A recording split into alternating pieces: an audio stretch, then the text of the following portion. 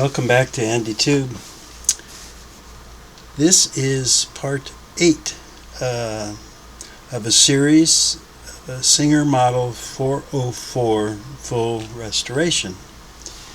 And in this part 8, I'm going to remove the motor. This is the base of the motor right here, and the motor stands up. I guess I would say stands up vertically in the vertical section here. You see that in the top? Yeah. And then right there is the very end of the motor shaft, and it's got a worm gear on it, which I'll show you. And that worm gear meshes with that Textolite gear on the hand wheel. So starting with the Model 301, they made this new style of motor, and they called it PA style. PA style, kind of a self-contained, no pulley, no belt type of a thing. And I never could find out what the PA stood for, so I just call it pretty accessible, because it's very easy to get in here and take out the motor and change the motor, clean the housing of it.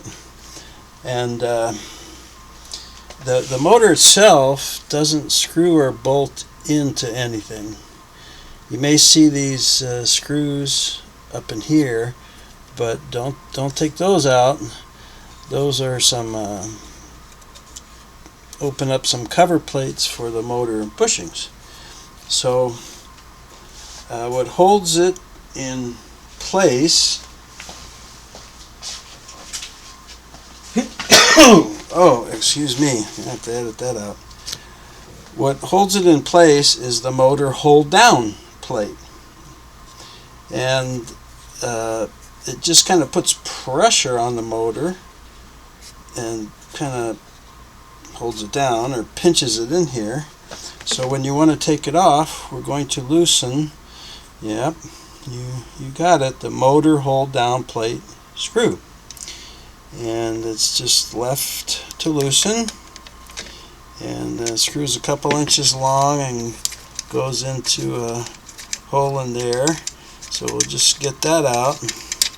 Only about a ½ inch of the threads is in there. Good strong screw. Okay, so then this hold down plate will just kind of pull out like that.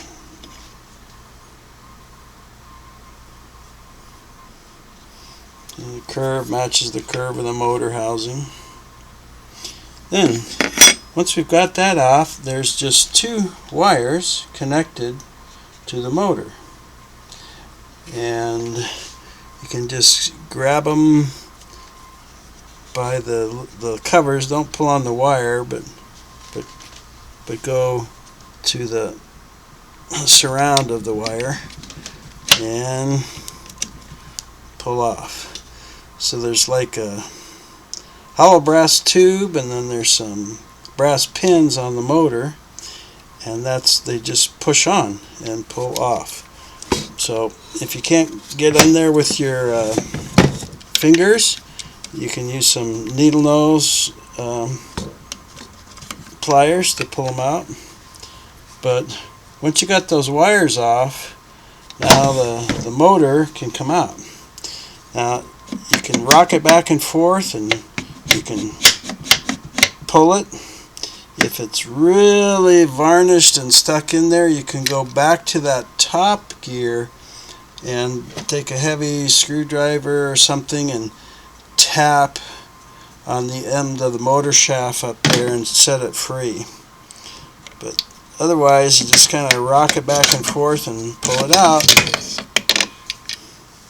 So there is a PA motor for a Singer Model 404.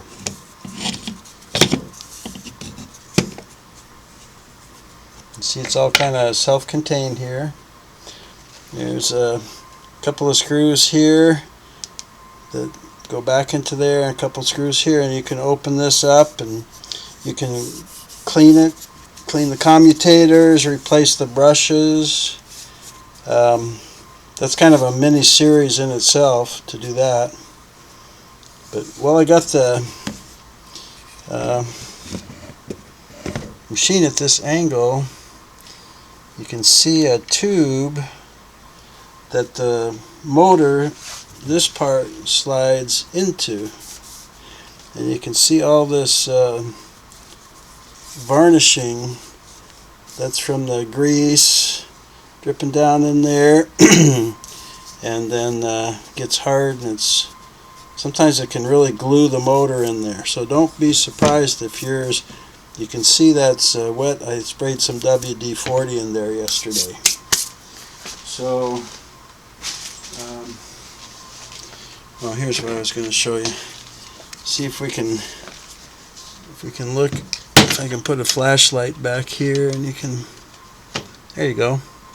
So you can see a little bit that tube in there that the motor goes through. Okay. So get that up, and then. Depends on what I'm going to do with the motor. If the motor's running strong, sometimes I'll just open it up and check the brushes. Sometimes I take it apart and clean it inside and out, but at the very least I clean all this off with my cleaner, get it all clean, polish the connecting pins, and I take a brush and rags up through that aluminum tube where the motor goes to get up in there and clean it good too. So that's really pretty easy compared to some of the old motors that were external and bolted on with a couple brackets and had a pulley and belt system and everything. This motor's a lot more self-contained, and worm gear on the end, a direct drive to that hand wheel. So there's part 8. Now you know how to take out a motor, so if you want to replace it, I may do a series of one of these motors someday, but I think there's some already on YouTube, so glad you tuned in for this.